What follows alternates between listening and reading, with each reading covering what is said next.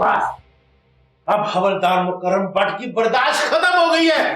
हम लोग नागुज़ीर है।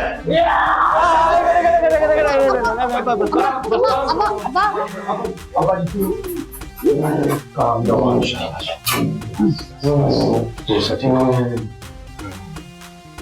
अगर ये मसला सॉल्व होना होता तो 15 साल पहले हो चुका होता।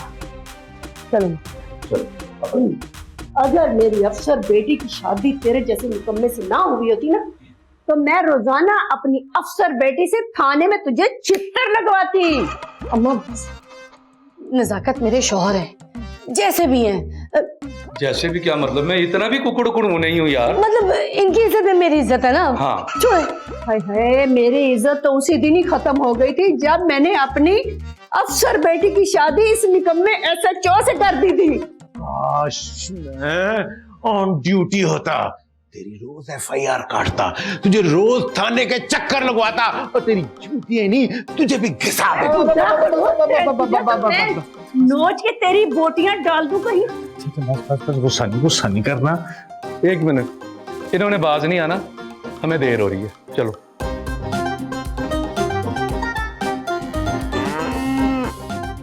बुढ़ा खड़ूस। हाँ?